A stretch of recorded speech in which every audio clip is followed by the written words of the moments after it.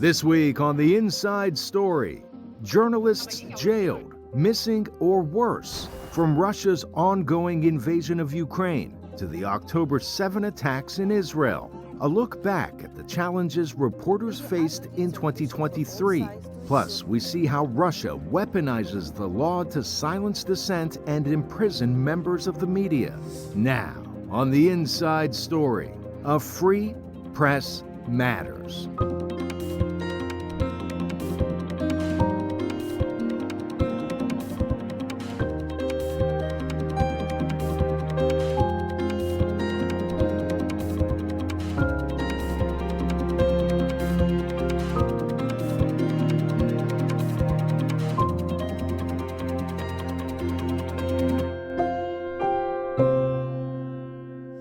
Hi, I'm Jessica Drury, VOA's Press Freedom Editor. This week on The Inside Story, A Free Press Matters, we look at some of the biggest challenges to global media in 2023. From the dangers covering conflict to legal threats levelled at news organisations here in the US and overseas. And we hear from journalists who provide a platform for survivors of conflict, giving them a voice. Russia's invasion in Ukraine, the Israel-Hamas conflict, war has had a deep impact on journalists, with a record number killed in 2023. Our Christina Casada-Smith spoke with two veteran correspondents about their experiences and personal loss covering the war, and asked what drives them to keep reporting. The first bomb struck as Fox News reporter Benjamin Hall and his crew returned from a day's reporting on Russian attack in the city of Horenka, outside of Kiev. A few seconds later, the second bomb landed just next to the car. Now that one, there were 5 of us in the car. Pierre, myself, and Sasha in the back seat, and 2 Ukrainians who were driving. And the second one blacked me out. The blast from that 2022 attack knocked Hall unconscious. A vision of his family spurred him to get out of the vehicle. My daughter, my little 8-year-old daughter, right in front of my eyes, came to me and said, "Daddy, Daddy," she said, "you've got to get out of the car." Badly injured, Hall pulled himself free. He survived, but cameraman Pierre Sargweski and Oleksandra Kurshinova, a Ukrainian reporter assisting the team, lost their lives. With serious burns and injuries, including the loss of a leg, Hall underwent multiple surgeries. The experience, he says, serves to remind journalists and audiences of the risks media take to report the news. No matter how dangerous it is, no matter what they throw at you, we won't stop reporting the news. Conflicts in 2023 account for most media deaths, with 3 killed on assignment in Ukraine and the Israel-Hamas conflict killing more than 60 journalists to date, most Palestinian. For local journalists, covering the effects of war is a deeply personal experience. And for them, it's not just a conflict. For them, it's their life. It's their family, it's their society, it's their culture, it's their cities. This is not a place these soldiers know. Damon, who covered conflict in Syria and Iraq, says journalists are also at risk of being targeted deliberately. And Iraq was a very, very dangerous place at the time for journalists to work in. There was a price on our heads. It's very different when journalists are being deliberately targeted versus taking on the risk of just being in a war zone. For the Israel-Hamas war, groups like the Committee to Protect Journalists emphasize the need for reporters to work safely. Their audiences, says Sharif Mansour, are counting on them. But hundreds of millions all over the world who are following this heartbreaking conflict try to understand it, and they rely on journalists in order to get timely and independent information and commentary. And without that, we are left with a sea of dis and misinformation that can only fuel the conflict. Hall and Damon agree that a free press is the main way for people to make informed decisions. Hall, who returned to Ukraine in November and met with President Volodymyr Zelensky, published a book about his experience. It serves not only to tell his story but to pay tribute to colleagues and friends lost along the way. And Damon founded the charity Inara, which provides medical and mental health services for children in war zones. She says the experience of leaving a war zone for the safety of neighboring country stays with her. And it really hits you in those moments how these things that we take for granted. With no end in sight to either conflict, media advocates are pushing for all sides to ensure journalist safety. Cristina Caicedo-Smith, VOA News. Here in the US, our First Amendment principles of free speech were tested in 2023. Analysts say raids, searches and subpoenas, often directed at local media, are a sign of trouble. But local media on the front lines are fighting back. For Liam Scott, Arash Arabasadi has this story. A raid on a small-town Kansas newspaper caught the world's attention in the summer of 2023. Footage captured police seizing equipment and material from the office of the Marion County Record and the home of its elderly co-owner Joanne Meyer. The Marion City Police Chief was suspended and later resigned. Analysts cite the police action as one of the most egregious press freedom violations in the U.S. in 2023. And, says Gabe Rotman of the Reporters Committee for Freedom of the Press, the case underscores the importance of press freedom. It's just important that law enforcement and other government officials across the country, understand the role that the press plays, the importance of the press as a watchdog, as a check on the government. For the paper's staff, fighting back was never in question. There's also a lot of people who are pretty easily intimidated. And they need to understand that they shouldn't put up with this stuff, and that there are people out there that will support them. The U.S. Press Freedom Tracker keeps watch for such violations from their headquarters in Brooklyn, New York. Press freedom directly affects all of us. We're all citizens and denizens of information, and that information to be gathered truthfully without fear of punishment affects all of us. McCudden sees other alarming trends, including the use of prior restraints, which act as gag orders. The tracker has documented at least 10 such cases, including in Alabama, Missouri, and North Carolina in 2023. What 2023 has showed us is that journalists and journalism are still under threat in the United States. Rotman cites the case of U.S. reporter Catherine Herridge, who could be held in contempt of court if she doesn't reveal a source for her series of investigative reports in 2017. That case is a stark illustration of the need for a federal SHIELD law. SHIELD laws protect journalists from being forced to disclose information, including the names of sources. In Nevada, the state's SHIELD law helped the Las Vegas Review-Journal fight a landmark case.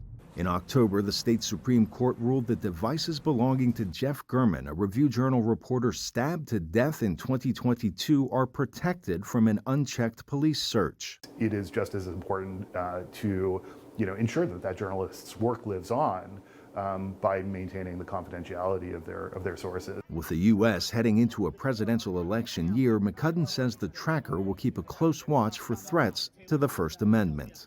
For Liam Scott, Arash Arabasadi, VOA News. American journalists are also under pressure from hostile foreign governments. Renowned Russian-American journalist Masha Gessen is now on a wanted list, accused by Moscow of spreading false information about the war. Gessen lives here in the US, but could be at risk of extradition if they travel overseas. And inside Russia, 2 American journalists remain in custody. Wall Street Journal reporter Evan Gershkovich and Radio Free Europe Radio Liberty editor Alsu Kurmasheva. Russia detained Gershkovich in March following a March 29 arrest over charges of espionage. The reporter, his media outlet, and the US deny those accusations, and the US says Gershkovich is wrongfully detained. Meanwhile, Kurmasheva is accused of not complying with the Foreign Agent Act and spreading false news, charges she rejects. Here's what her husband had to say about the case. It is no secret that reporting in Russia independently has become an endangered profession. But I think it's especially dangerous now for American journalists to work inside Russia. I'm convinced that Alsu is being targeted because she's an American citizen and because she is a journalist for Radio Free Europe, Radio Liberty. Kurmasheva works from Prague and had travelled to Russia only for a family emergency. At her latest court appearances, authorities ordered her held until at least February. According to analysts, Russia uses its legal system to retaliate against media and cast doubt on their credibility. Our Alexei Gorbachev explains. Foreign agent, undesirable. Russia uses these legal classifications regularly, but what do they mean? And why do analysts see them as a threat to civil society? The Nobel laureate and renowned journalist Dmitry Muratov, VOA and its sister network RFE-RL, the human rights organization Memorial, jailed opposition leader Alexei Navalny and his lawyer. These are among the dozens of individuals and organizations that Russia designates as a foreign agent. And media outlets, think tanks and non-profits, including the World Wildlife Fund, National Endowment for Democracy and investigative outlet Meduza, are labeled undesirable. Russian law defines foreign agent as a person or entity who receives support and/or is under foreign influence. And undesirable, a foreign non-governmental organization whose activities might endanger the core of Russia's constitution, defense capacity, or national security. Both laws have existed for years in Russia, but authorities are ramping up their use. Since the foreign agent law's enactment in 2012, use of the law has spiked, with notably large increase from 2020, and penalties are severe. RFE-RL journalist Alsu Kurmasheva faces up to 5 years in prison if convicted of failing to register as a foreign agent. Russia is not alone in having a foreign agent law. Indeed, amendments to its law came in 2017 as a response to the United States ordering Kremlin-backed organization RT to register. And Nicaragua, a country with more than 200 journalists in exile over persecution fears, enacted a foreign agent law that it quickly used to target critiques of the Daniel Ortega regime. Watchdogs and rights organizations say Russia and other hostile governments use laws around foreign agents or extremism to silence critiques and stifle dissent. Terms like foreign agent are throwbacks to Soviet-era days and try to send a message to ordinary Russians that these journalists or experts are not to be trusted.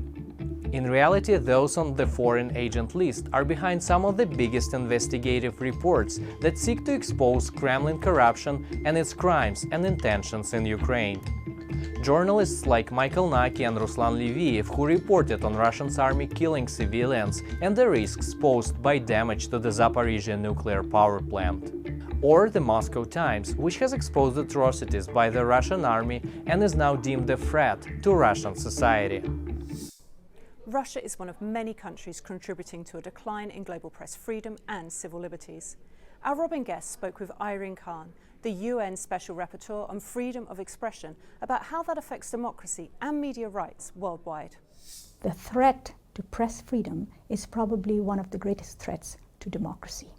Authoritarian states have always sought to censor the media, but what we now see is a backsliding in emerging democracies, like India, like Philippines. In these countries, well, in the case of Philippines, Maria Ressa is an icon of oppression of journalists, and especially women journalists. It's not a coincidence that she and Dmitry received the Nobel Peace Prize, because it also indicates the very important role that media play in establishing peace, security, stable societies, democratic inclusion, and on the other side, the threats they face. So the justice system, the legal system, is being weaponized against journalists. Women journalists within that profession are particularly vulnerable.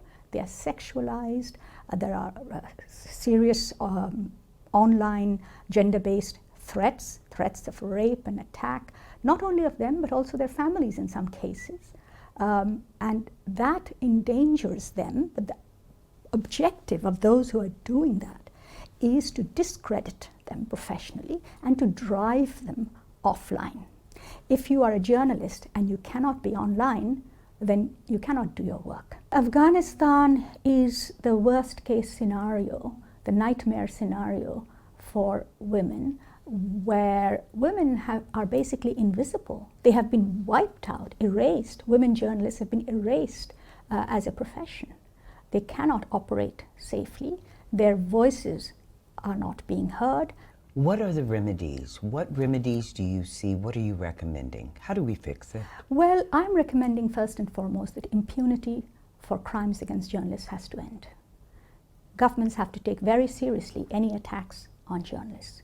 And governments also have to take steps to protect the freedom of journalists to carry out their work, your freedom to collect information, your freedom to report on that information without being threatened. That's extremely important. One of the regions with the steepest decline in media and civil liberties is Hong Kong. The landmark trial of pro-democracy publisher Jimmy Lai began this month. Henry Ridgwell in London has more. Jimmy Lai arrived in court Monday for a highly anticipated trial. Facing charges under Hong Kong's national security law, the pro-democracy publisher faces up to life in prison if convicted. Jonathan Price is part of the international legal team representing Lai and his son Sebastian on the global stage, building support in forums like the United Nations. Here you have a guy brilliantly successful commercially, a publisher, a journalist, a pro-democracy campaigner. He embodies everything that they have sought to oppress. And people are just now recognizing that in each field of his life, Hong Kong is poorer over the last few years than it was previously, and that if we don't stand up for this man who represents all of these things, we don't stand up for Hong Kong. But standing up for Lai comes with its own hazards. Chinese state media have launched smear attacks against Price and the international legal team. Apart from being vilified in the press, we also receive a steady stream of fake impersonating emails, or we have fake and impersonating emails sent on our behalf. We have phishing emails trying to retrieve privileged information from us. And these are of such a sophisticated nature that it's almost certainly not rogue cranks. It's almost certainly state-sponsored. Lai, a British citizen, was arrested in August 2020, and the offices of his media outlet Apple Daily were raided. Authorities accuse him of colluding with foreign forces and publishing seditious material, charges he denies. 1 year later, Apple Daily announced its closure, citing the freezing of its assets and arrests of top executives. It is one of around a dozen outlets to shutter since the law came into effect. A major pillar of what was Hong Kong's democracy, this unbelievable institution of the free press, had just gone up. It dissipated into thin air. Lai built a booming business empire in Hong Kong. Following Beijing's deadly 1989 crackdown on protests in Tiananmen Square, Lai dedicated his efforts to campaigning for democracy. Founding the Apple Daily recalls his son Sebastian, who says the family was a constant target of pro-Beijing harassment. Our house was firebombed. There was once a dog that was skinned and pinned to our door. So a lot of intimidation. When the national security law came down, a lot of people warned him and told him that he should leave. And he told them that he wasn't going to leave his people, he wasn't going to leave his journalists. Hong Kong introduced the law after mass protests in 2019. Authorities deny Lai's trial is politically motivated, or that the national security law is used to target critics. Sebastian wants the international community to leverage financial ties with Hong Kong. It really is a question of free press. What is the free press? What importance does our society put towards the truth?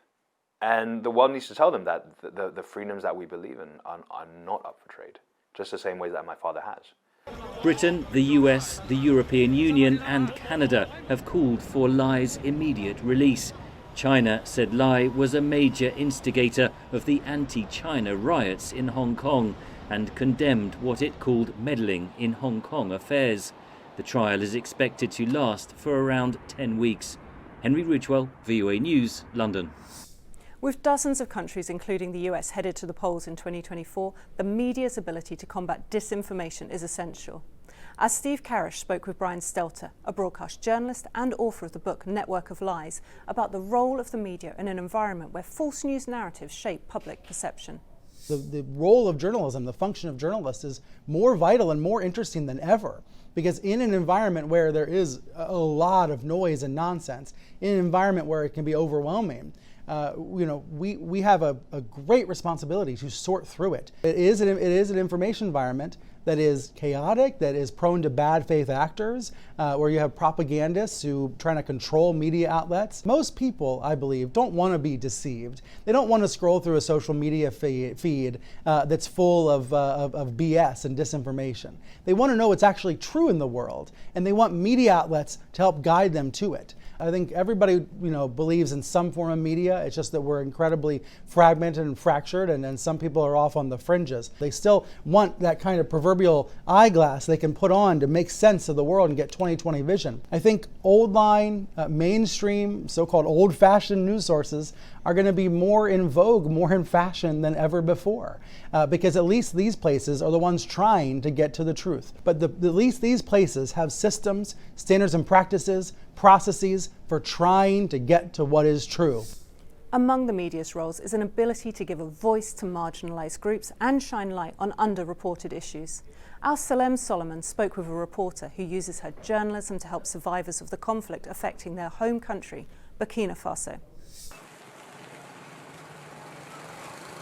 Based in the bustling capital of Burkina Faso, Mariam Ouedraogo is focused on her reporting for the French daily Citoyen. The Burkinabe journalist has built a career out of shedding light on oft-overlooked social issues that affect her community. In her coverage of education, health, and insecurity, she looks to how women, children, and people with disabilities are affected. Her drive, a desire to make a difference through journalism.